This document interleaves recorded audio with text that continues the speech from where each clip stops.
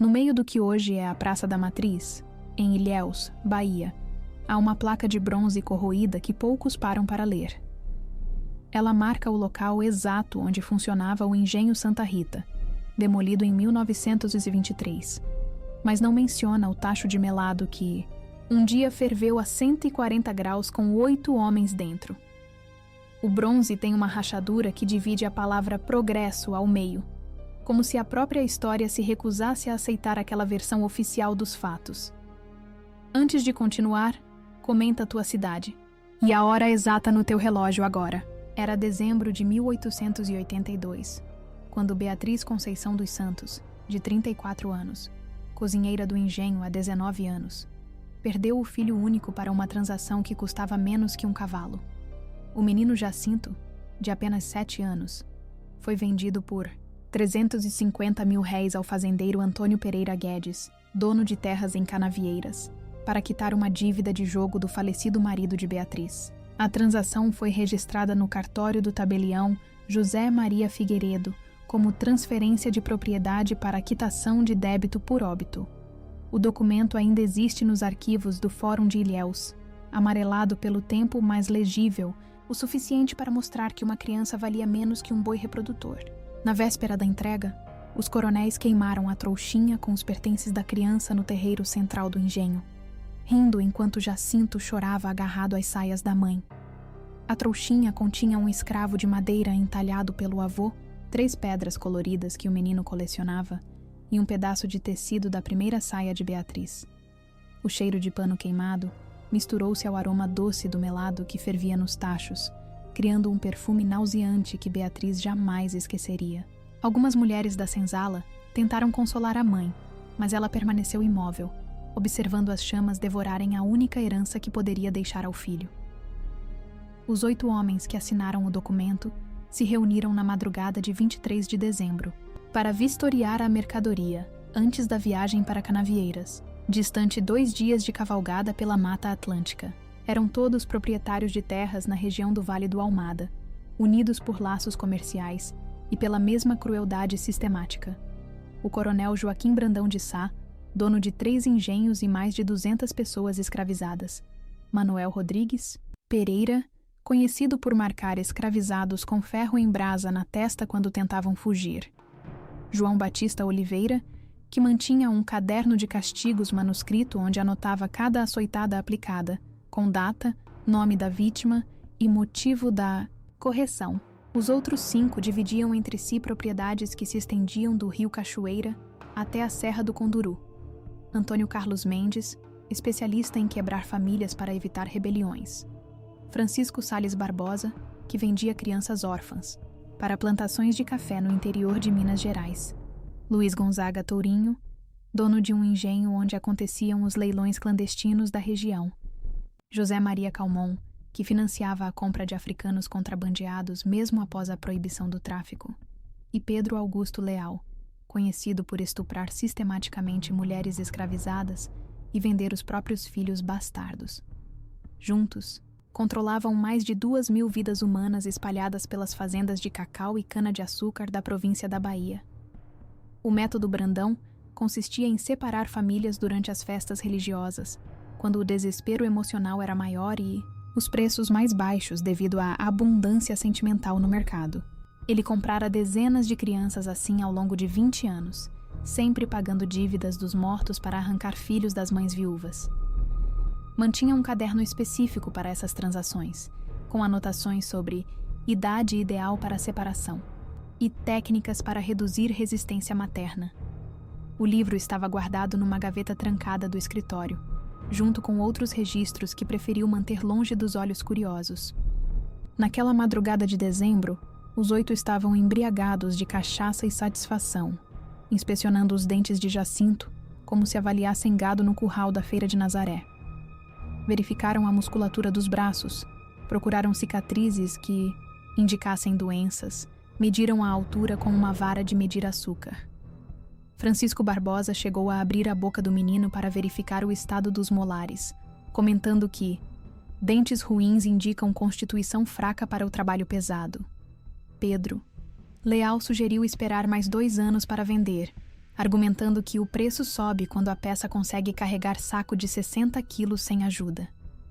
Beatriz observava tudo da porta da cozinha, imóvel como estátua de sal. Havia trabalhado 19 anos naquele engenho, desde os 15 anos quando foi comprada numa fazenda falida em Itabuna. Conhecia cada tábua solta do assoalho, cada dobra na estrutura de madeira, cada válvula e alavanca da casa de açúcar onde o melado era processado. Sabia também que o tacho principal, quando destampado com a fornalha acesa, atingia temperatura suficiente para derreter ferro em menos de 10 minutos. Era conhecimento técnico que guardava desde menina, quando o pai lhe ensinou os segredos da fabricação do açúcar antes de morrer numa rebelião sufocada em sangue. O tacho media 3 metros de diâmetro e 2 de profundidade, fabricado em ferro fundido pela Fundição Mauá do Rio de Janeiro. Pesava mais de 1 tonelada quando vazio e comportava até 5.000 litros de melado em ponto de bala. A estrutura era aquecida por uma fornalha alimentada com bagaço de cana que mantinha a temperatura constante entre 120 e 150 graus Celsius. Beatriz sabia que nessa temperatura o açúcar se transformava em calda viscosa capaz de grudar na pele, como cola quente, causando queimaduras de 3º grau em segundos. Havia visto 2 escravizados morrerem assim, por acidente, nos primeiros anos de trabalho. Durante a vistoria, os coronéis bebiam cachaça de uma bilha de barro que Beatriz enchera pessoalmente, acrescentando 3 gotas de extrato de mandioca brava para dar sabor especial à bebida. Não era suficiente para matar, apenas para deixar os reflexos mais lentos e a coordenação comprometida. Ela aprendera essa técnica com uma curandeira angola que trabalhara no engenho anos antes, mulher que conhecia os segredos de todas as plantas venenosas da Mata Atlântica. A dose exata: 3 gotas por litro de bebida, o suficiente para causar tontura sem despertar suspeitas. Por volta das 3 da manhã, quando os coronéis desceram para o porão examinar outras peças destinadas ao próximo leilão, Beatriz executou o plano que arquitetara durante 3 noites de insônia total. Primeiro, travou as pesadas tampas de ferro do tacho com cunhas de madeira embebidas em sebo de porco, técnica que aprendera observando os carpinteiros consertarem equipamentos quebrados. As cunhas eram invisíveis por baixo da tampa, mas impossíveis de remover rapidamente. Depois, abriu completamente as 3 válvulas de vapor da caldeira, fazendo a pressão subir além do limite seguro e a temperatura alcançar níveis que transformariam qualquer líquido em arma mortal. O melado começou a borbulhar como lava, de vulcão, criando bolhas do tamanho de cabeças humanas, que explodiam com sons secos e assustadores. O vapor subia em nuvens densas, que embaçavam os vidros das janelas e criavam uma atmosfera fantasmagórica na casa de açúcar. Beatriz testou a temperatura jogando uma moeda de cobre no líquido. Ela afundou e desapareceu em menos de 5 segundos, completamente dissolvida pelo ácido natural do açúcar em combustão. Estava pronto. O tacho havia se transformado numa armadilha mortal de 3 metros de diâmetro. Os homens voltaram do porão rindo e empurrando Jacinto e outras 3 crianças à frente, comentando sobre os bons preços que conseguiriam no leilão da semana seguinte. Subiam pela passarela de madeira que ligava o porão ao andar térreo, estrutura construída sobre o tacho para facilitar o transporte de materiais, quando Beatriz surgiu das sombras carregando um machado de cortar lenha. A lâmina estava afiada, como navalha e o cabo, untado com sebo para não escorregar das mãos suadas. Ela não disse uma palavra, apenas levantou a ferramenta acima da cabeça e derrubou os 2 esteios principais da passarela, com 2 golpes certeiros e calculados. A estrutura desabou num estrondo de madeira partida e gritos de terror, fazendo os 8 homens despencarem direto no melado fervente. O impacto criou uma onda de líquido açucarado que espirrou pelas paredes, deixando marcas marrons que pareciam sangue seco. O coronel Brandão foi o primeiro a emergir, tentando se agarrar na borda do tacho. Mas o ferro estava tão quente que a pele das mãos grudou no metal como cola instantânea. Ele gritou um nome. Talvez de uma filha, talvez de uma amante, antes de ser puxado para baixo pelo peso das próprias roupas encharcadas. Manuel Rodrigues tentou nadar para a superfície, mas o melado tinha a consistência de mel grosso e cada movimento apenas o afundava mais. Ele implorou pela vida. oferecendo alforria para todos da senzala, 1000 contos de réis em ouro, até mesmo a escritura das próprias terras. Mas Beatriz apenas observava em silêncio absoluto. Segurava na mão a chave do porão que tirara do bolso de João Batista quando ele caiu, uma chave pequena, mas simbolicamente gigantesca. Francisco Barbosa conseguiu se apoiar numa trave flutuante por alguns segundos, tempo suficiente para gritar que tinha 7 filhos pequenos esperando em casa, mas a madeira estava encharcada de melado e escorregou entre os dedos como sabão molhado. Os gritos duraram exatamente 12 minutos, tempo que Beatriz cronometrou, observando o relógio de parede da casa grande que ficava visível através da janela aberta. Pedro Leal foi o último a parar de se mexer, deixando apenas bolhas na superfície, dourada que indicavam onde os corpos haviam afundado.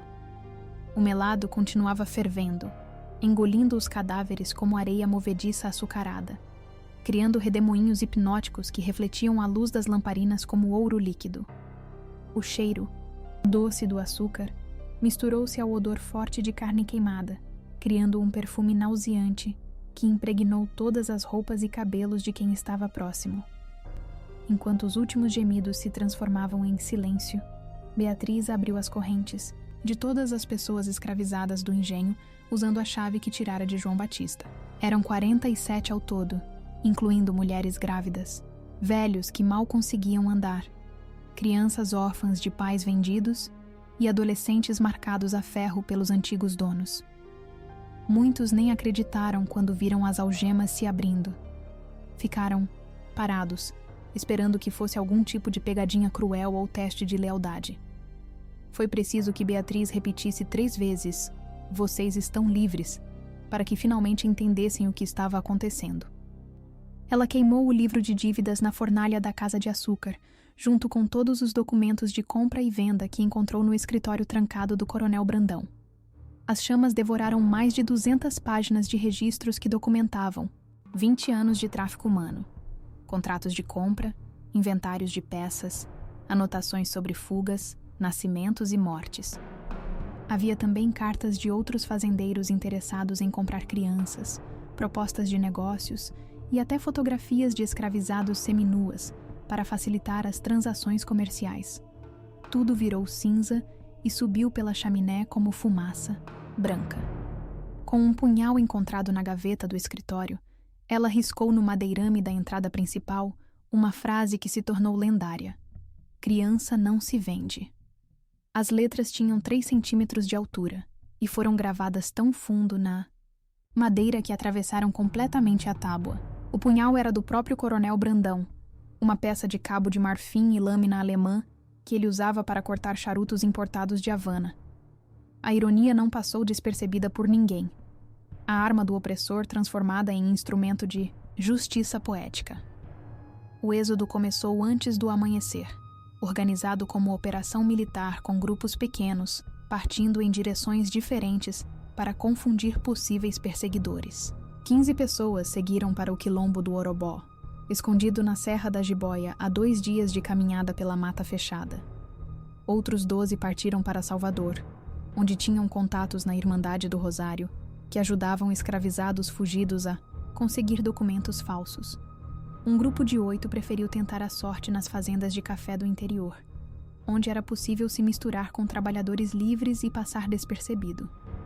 Os mais velhos e crianças menores foram para engenhos vizinhos, onde tinham parentes dispostos a escondê-los até a situação se acalmar. Beatriz ficou até o fim, carregando Jacinto no colo e verificando se ninguém havia sido esquecido nos alojamentos, na enfermaria ou nos depósitos de ferramentas. Ela conhecia todos pelo nome. Sabia quem tinha filhos separados, quem sofria de doenças crônicas, quem precisava de remédios especiais. Distribuiu mantimentos, medicamentos caseiros e algumas moedas que encontrou no escritório do coronel. Para as mães com crianças pequenas, deu as joias que tirara dos corpos antes de jogá-los no tacho: anéis de ouro, correntes de prata, relógios de bolso que valeriam uma pequena fortuna no mercado certo. Quando o primeiro raio de sol atravessou as janelas da casa grande, o engenho Santa Rita estava completamente vazio, exceto pelos 8 cadáveres grudados no fundo do tacho que continuava fervendo baixinho.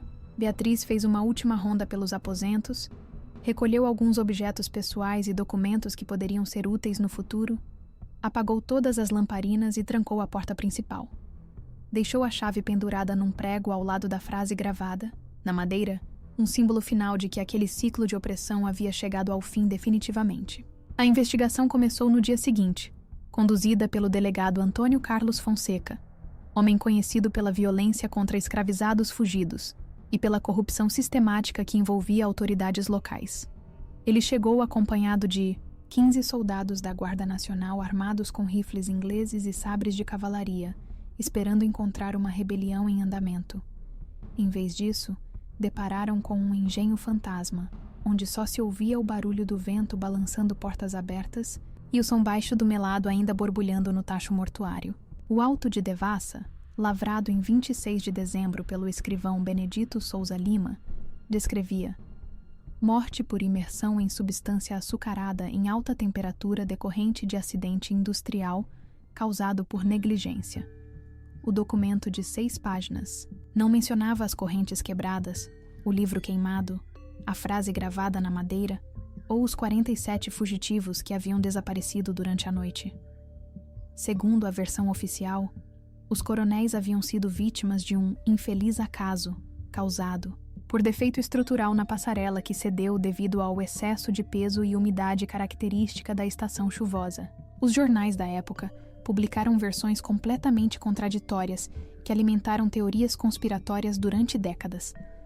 A Gazeta da Bahia noticiou 8 mortes ocorridas em 24 de dezembro, enquanto o Diário de Ilhéus falava em 7 vítimas no dia 23, omitindo o nome de Pedro Leal da lista oficial. O Jornal do Comércio do Rio de Janeiro publicou uma nota, dizendo que o acidente acontecera em janeiro de 1883, mas a polícia local insistia que fora em dezembro do ano anterior. Essas discrepâncias não eram casuais. Havia interessados em confundir a cronologia para proteger possíveis cúmplices. O inventário dos bens de Joaquim Brandão, datado de janeiro de 1883 e assinado pelo juiz de direito José Maria Tourinho, listava Beatriz como escrava fugida, paradeiro desconhecido, valor estimado R$400 mil para fins de partilha. Mas a ata da Irmandade do Rosário de Nossa Senhora da Conceição, do mesmo mês, registrava uma doação anônima de exatos R$350 mil para alforriar crianças órfãs e garantir seu sustento até a idade apropriada para trabalho honesto. A coincidência do valor não passou despercebida pelos investigadores, mas ninguém conseguiu provar a conexão entre os dois documentos. Durante 6 meses, a polícia perseguiu Beatriz pela Mata Atlântica do sul da Bahia, mobilizando capitães do mato, índios rastreadores e cães de caça especializados em encontrar fugitivos. Ofereciam recompensa de 2 contos de réis por sua captura viva, valor suficiente para comprar uma fazenda pequena com casa, currais e 10 escravizados incluídos.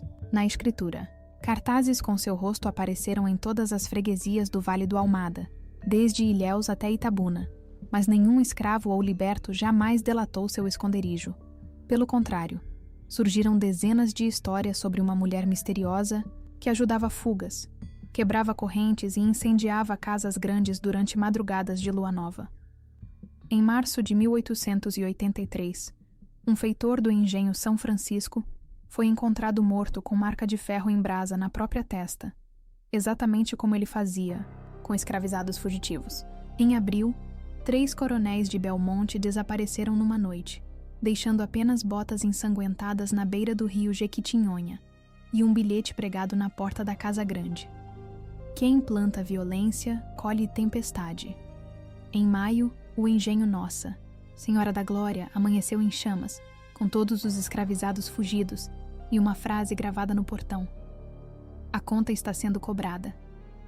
O medo se espalhou como epidemia entre os proprietários da região, que começaram a tomar precauções extremas. Demitiam cozinheiras antigas, contratavam provadores de comida, dormiam com armas carregadas debaixo do travesseiro. Alguns mudaram para Salvador temporariamente, deixando os engenhos sob administração de feitores armados. Outros venderam as propriedades por preços baixíssimos e migraram para outras províncias onde não conhecessem a história de Beatriz. A economia regional entrou em colapso devido ao clima de terror que se instalou entre a classe dominante. Em junho de 1883, soldados da Guarda Nacional finalmente encontraram Beatriz numa cabana de palha próxima ao rio Cachoeira, onde vivia com Jacinto e outros 5 fugitivos numa pequena comunidade que sobrevivia da pesca e agricultura de subsistência. A cabana tinha 2 cômodos simples, mobiliados com camas de esteira, uma mesa de madeira crua e alguns utensílios básicos de cozinha. Na parede, pendurado num prego, estava o punhal que ela usara para gravar a frase no engenho, agora transformado em relíquia de resistência. Ela não tentou correr nem oferecer resistência quando viu os uniformes se aproximando entre as árvores. Apenas beijou a testa de Jacinto, entregou-lhe um rosário de contas de lágrimas que pertencera à avó e se rendeu com a dignidade silenciosa de quem cumprira uma missão sagrada. O relatório do capitão Bernardo Souza Lima, responsável pela operação, descreve uma mulher serena e altiva, sem demonstrar qualquer sinal de arrependimento pelo crime bárbaro cometido contra cidadãos respeitáveis da sociedade baiana. Segundo testemunhas, ela sorriu quando colocaram as algemas. O julgamento aconteceu em agosto de 1883, na Casa de Câmara de Ilhéus, num processo que durou apenas 3 dias e foi considerado uma farsa, até mesmo pelos padrões da época. O júri era formado exclusivamente por proprietários rurais que conheciam pessoalmente as vítimas e tinham interesses comerciais diretos no caso. O promotor José Maria Calmon, irmão de um dos mortos, pediu pena de morte, para servir de exemplo aos demais escravizados da província e manter a ordem social necessária ao progresso. A defesa foi praticamente inexistente, limitando-se a pedir clemência devido ao desespero materno que levou a ré a cometer ato insano. Beatriz foi defendida pelo advogado abolicionista Rui Barbosa, que viajou especialmente de Salvador para assumir o caso sem cobrar honorários. Ele apresentou uma defesa brilhante baseada no direito natural da mãe proteger o filho, citando jurisprudência francesa e filosofia iluminista, para argumentar que nenhuma lei humana pode estar acima da lei divina que une mãe e criança. Mas a sentença já estava decidida antes mesmo das testemunhas prestarem depoimento. Morte na forca, a ser executada em praça pública para demonstrar que os crimes contra a propriedade e a ordem estabelecida jamais ficarão impunes. A execução foi marcada para 15 de setembro de 1883, numa sexta-feira de céu limpo e temperatura amena, que contrastava com o clima sombrio da ocasião. Multidões vieram de toda a região para assistir ao espetáculo, transformando o evento numa festa macabra com vendedores ambulantes, músicos e até fotógrafos que cobravam para registrar o momento histórico. O cadafalso foi erguido na praça central, construído em madeira de lei com alçapão alemão importado especialmente para a ocasião. A corda era de cânhamo inglês, testada previamente com sacos de açúcar para garantir que suportaria o peso sem se romper. Beatriz subiu ao cadafalso vestindo um vestido branco que as mulheres da senzala haviam costurado em segredo durante as noites anteriores, usando tecido comprado com moedas juntadas centavo por centavo. O vestido tinha bordados discretos nas mangas, flores pequenas feitas com linha dourada que brilhavam sob o sol da manhã. Nos pés, sapatos de couro marrom que pertenceram à falecida esposa do coronel Brandão. Ironia final que não passou despercebida pelos presentes. No pescoço, o mesmo rosário de contas de lágrimas que dera ao filho antes da prisão. Antes de colocarem o capuz, ela olhou para a multidão silenciosa e disse apenas uma frase que foi registrada no relatório oficial do padre Antônio Vieira, responsável pela extrema unção. Não foi barbárie, foi justiça primitiva. A voz era firme, sem tremor, audível até nas últimas fileiras da praça. Algumas mulheres da plateia começaram a chorar baixinho, mas foram rapidamente silenciadas pelos maridos que temiam ser associados a qualquer demonstração de simpatia pela condenada. O carrasco era um homem contratado especialmente em Salvador, profissional experiente que garantia morte rápida e sem sofrimento desnecessário. Quando o alçapão se abriu e a corda esticou com um ruído seco de madeira e corda tensionada, conta-se que um silêncio absoluto tomou conta da praça por exatos 30 segundos. Nem pássaros cantavam, nem cavalos relinchavam, nem crianças choravam.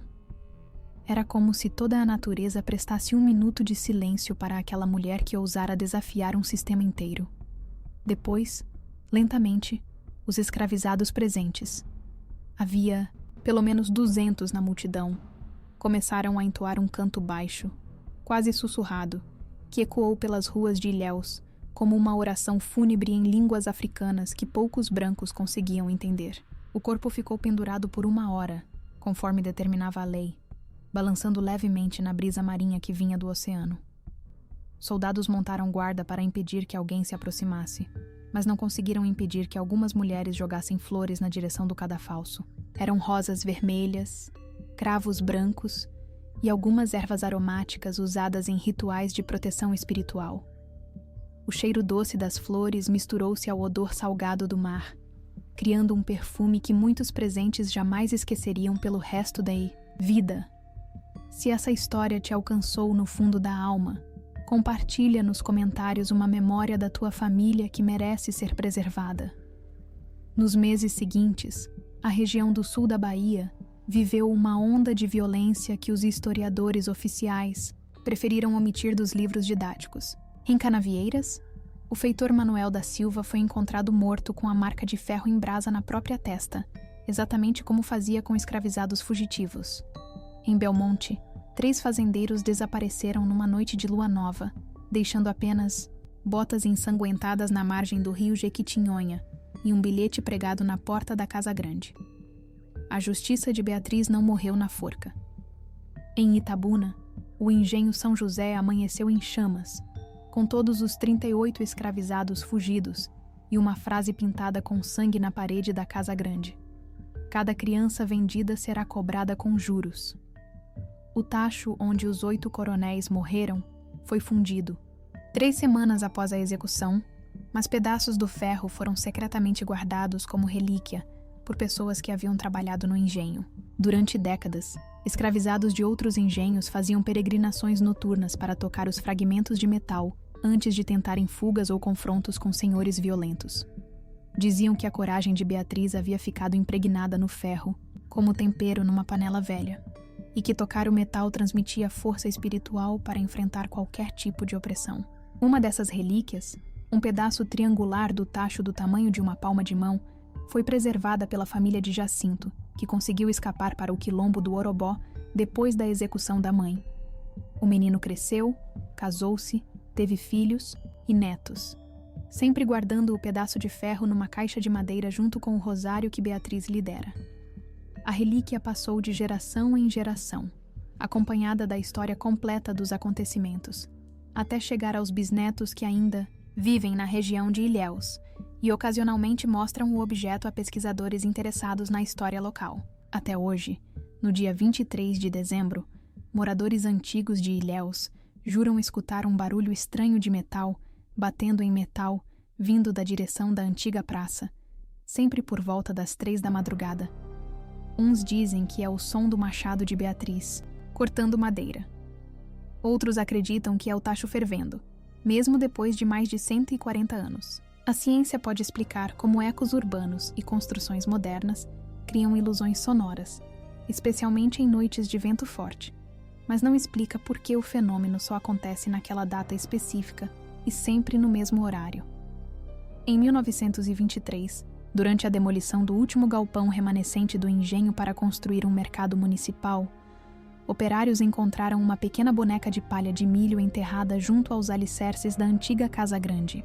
Era um brinquedo simples, do tipo que mães escravizadas faziam para os filhos com materiais disponíveis na própria plantação. A boneca tinha vestido de tecido azul desbotado, cabelos de sisal e olhos pintados com carvão vegetal. Segundo moradores antigos, era o brinquedo preferido de Jacinto, que Beatriz havia escondido antes do julgamento na esperança de que um dia o filho pudesse recuperá-lo.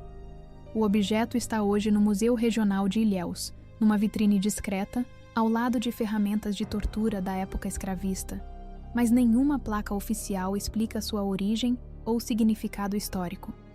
A curadoria prefere manter a versão neutra de brinquedo infantil do século XIX, evitando polêmicas que possam incomodar famílias tradicionais da cidade que descendem dos antigos proprietários de escravizados. Vez por outra, Algum visitante mais informado pergunta sobre a boneca, mas os guias turísticos raramente conhecem a história completa ou preferem não contá-la para evitar constrangimentos.